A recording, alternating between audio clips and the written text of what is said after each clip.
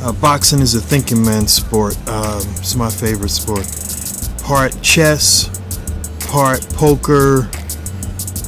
In my opinion, it's the sport all others aspires to be. So I'm always excited to be in the gym, to spar, to fight, and to talk to fighters because they are some of the most intelligent people that I've met.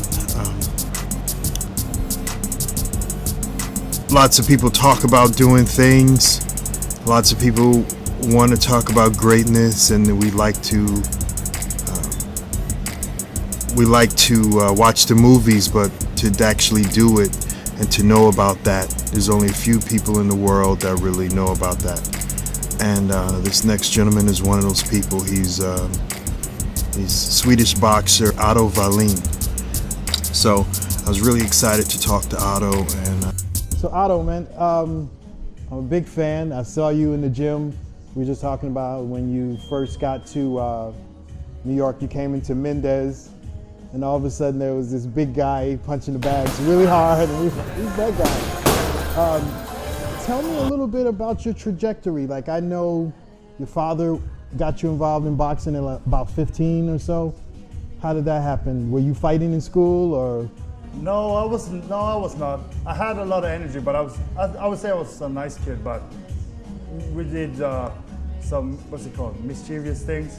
Yes, wanted some adrenaline, but I wasn't fighting much or anything. I was playing ice hockey and soccer and stuff, and then I think, you know, my father used to box a little bit, and he was a trainer. And then I had one of my older brothers also was boxing.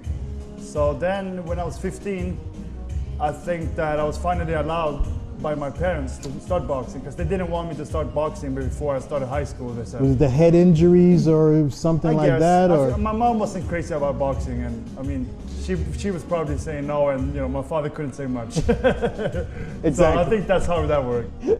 So you were playing ice hockey, and then did you know that boxing was the thing you wanted to do, and you played ice hockey in the meantime, or? No. I mean, I was like ice hockey, soccer, stuff like that.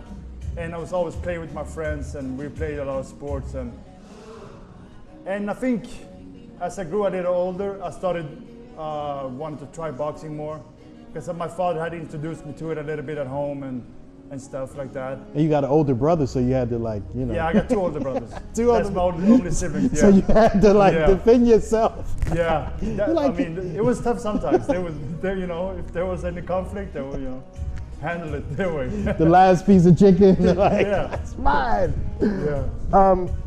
Was there any idea to be a professional ice hockey player, or because boxing wasn't even legal, right?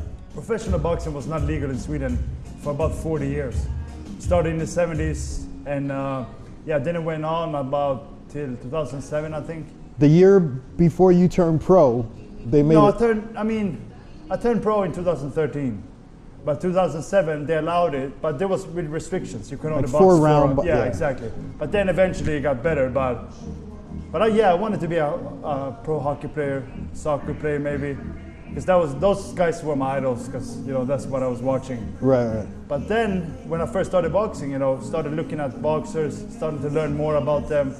Like Muhammad Ali, my father was big on him, so I followed and looked up to him a lot. And it was very interesting to learn about boxers, because I think that it was very different from what I knew, and boxing was just something special. And when I first started, I just fell in love with it right away. Was it difficult to make the transition from a team sport where, like, if I'm hurt, I can take a timeout or pass it to my buddy, versus like when you get in here, that's the thing I love about it. It's like there's no timeout, no tagging. Like. Yeah, that's actually what I love. I felt that I could do it. I felt like I could be good at it.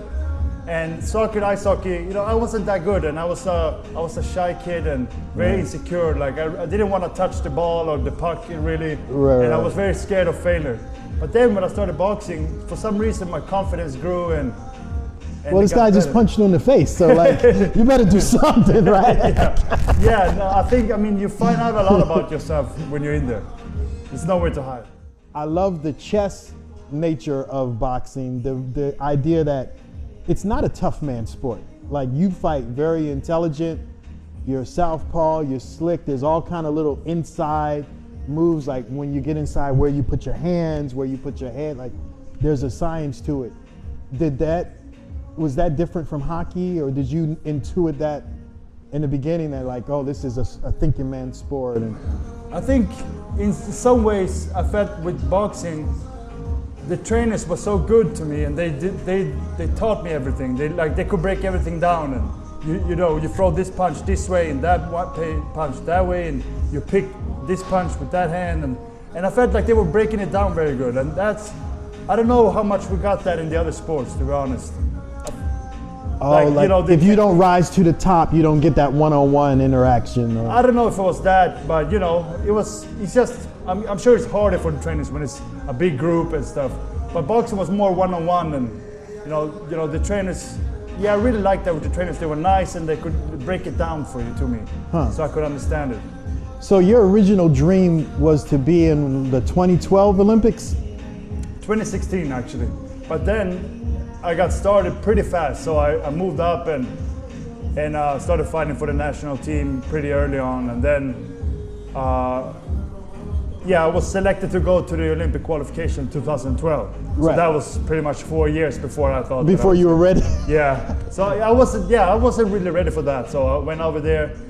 I lost my first fight, but it was a good experience anyway. So. But that kind of seems like a theme in your career. Like, things happen when you're thinking, oh, I'll wait till then to get that big fight, and then all of a sudden you're fighting Tyson Fury, or oh, I'm going to go to the 2016 Olympics, all of a sudden you're in the 2012 Olympics. Yeah. How do you deal with that? Like, do you get ready fast, or do you just say, I'm going to do the best I can?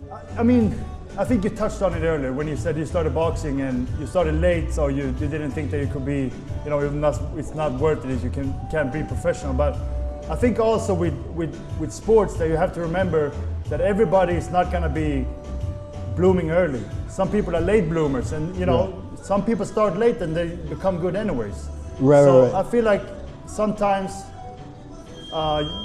small kids have too much pressure, in sports. They have to, people have to take their time with them and let them develop their way, and maybe play different sports, and then when you get older, maybe 15, 16, 17, 18 maybe, then start specializing. That was one of the benefits I felt like played into your favor with the Tyson Fury fight. People were like, who is this guy? Yeah. And Tyson just beat this guy, he's on the roll now, like. But I only knew because I saw you in the gym. Did you feel that going into the fight, like, the pressure's on him, I just got to get in there and like do what I do, like? Definitely. I mean, I felt like I didn't have any pressure at all. Yeah. Nobody thought that I was gonna do well except me, my trainer, and my fans. It's a win-win. Yeah, it was. I felt like I worked for this fight, for an opportunity like this my whole life, so it's finally here, and now I just gotta go out there and give it my all, and whatever happens, happens. And as long as you don't do like that one guy who like bring an end to opponents in quick fashion, and Curtis Harper has walked out of the ring. Wait, what? I cannot believe this. As long as you do your best always, that's gonna, there you can't fail really. But it's a rough sport. That you seem to have had like kind of a smooth trajectory. Like, where'd you go first? Germany. Yep. Then you went to Denmark. Like, how did you get a team that believed in you and saw your talent, and like, or did you have some really crazy experiences, like, because you never really fought at home or been the hometown hero? Yeah, true. So when I was an amateur, I moved on, and then I had some international tournaments. And fought Anthony Joshua, by the way. Fought him twice and some different guys. Yeah. Yeah, but then all of a sudden I got a phone call from a promoter, a big promoter in Europe. They're called Sauerland, and they offered me to turn pro. And this was maybe 2011, 12. Had you been like reaching out to them? No, or? One night they just called me, hey, this is us. We want you to turn pro with us. But actually, I felt like I wasn't ready. I wanted more experience in the amateurs, so I said no. Really? So they, I don't know if I don't know if I understood what it meant, but so, you know, I said no at first a few times, and then, yeah, I mean, I don't know if I was thinking that much, but I felt that I wasn't ready. I felt like I needed more amateur experience and international experience. But That's then, amazing. I never heard that before. yeah, that's how it happened. And then I went to that qualification for the Olympics. 2012. And I lost. And then I thought to myself, oh, wow, maybe now I lost it, you know, and they're never gonna want me now. So I was just waiting for them to call me again. And then after 6 months or so, they called me, and I was so happy. I said, yeah, I'm ready now. Yeah, because then it would have been another 4 years waiting for that Olympic thing. Yeah, and also I felt like if I would turn pro, that would help my career, and I would give myself the best opportunity to get as good as I can be, because I would have full-time trainers, I would have sparring, I wouldn't have to work like I was before. Right. So I felt like I was gonna give myself the best, opportunity to really develop, and that's why I felt. So then I felt, okay, now it's time. I should turn pro with these guys. And so you're still with that team, or did you move on from that team? No, I was with them for 5 years, 20 fights, and then I came over here, and then my contract ended. So it was a natural step for me to sign with an American promoter, and Right. I did. So fighting with Salida Promotions now, And now with Showtime. yeah. So they're going to get you better fight. I mean, the fights you've been getting opened everybody's eyes, opened up a big cut in the third round. Did that really throw your game plan off? I couldn't see that cut and not like, Yeah. No, I mean, that's how I felt. I gotta be honest. I mean, I felt like, hey, because you could. I thought they were going to stop it any minute. Yeah, They were I felt looking like at one more punch and they're gonna stop it, and then I'm beating him. I'm gonna win. So, of course, I wanted to go after it a little bit. Right. And maybe distracted me a little bit, but I think that's all in all is a good experience. But You feel like you won that fight? I felt like they should have stopped it with the cuts. I felt like, he won a decision. I think that was fair. One judge gave it 8 rounds to him, 4 to me. I think maybe 7 to 5 or something.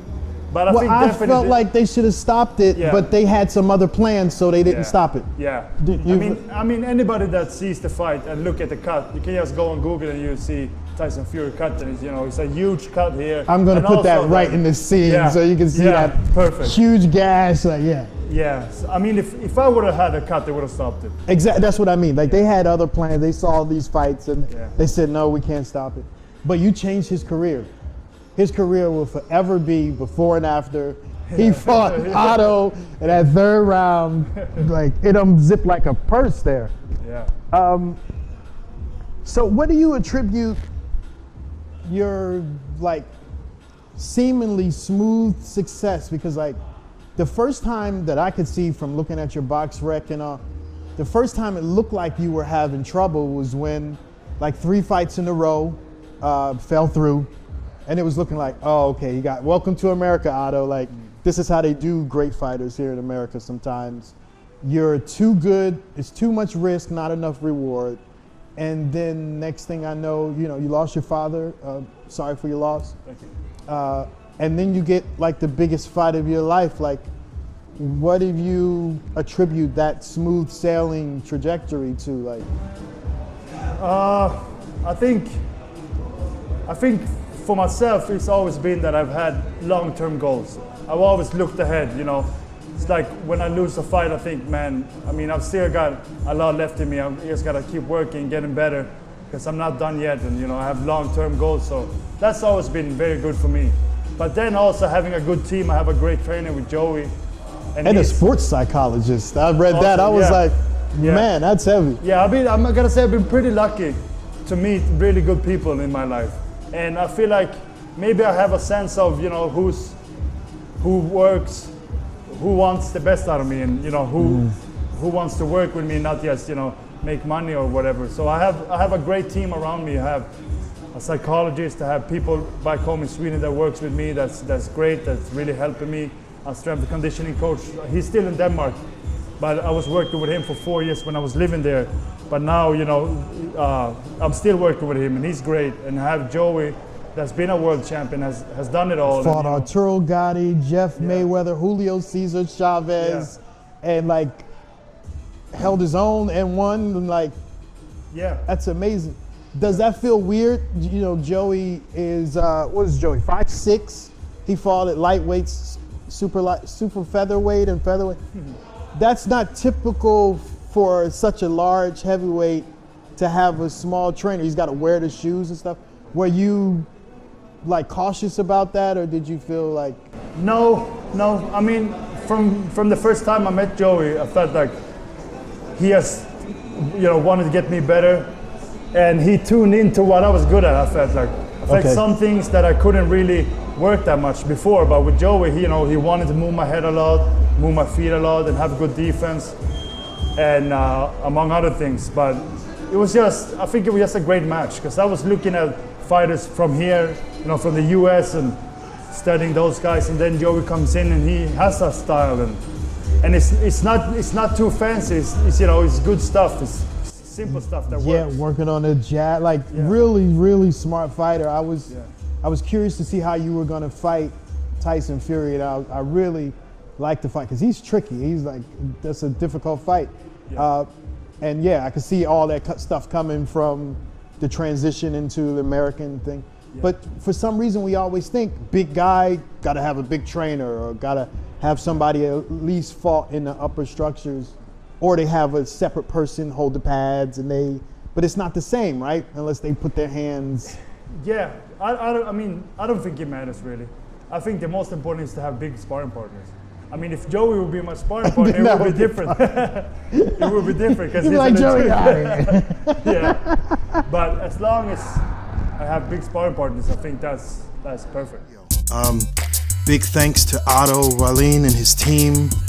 There's an interview coming out with Joey Gamache, his trainer, in a few weeks, so look out for that. And hopefully we see Otto fight soon. If you like what we're doing here, don't forget to like, share, and subscribe.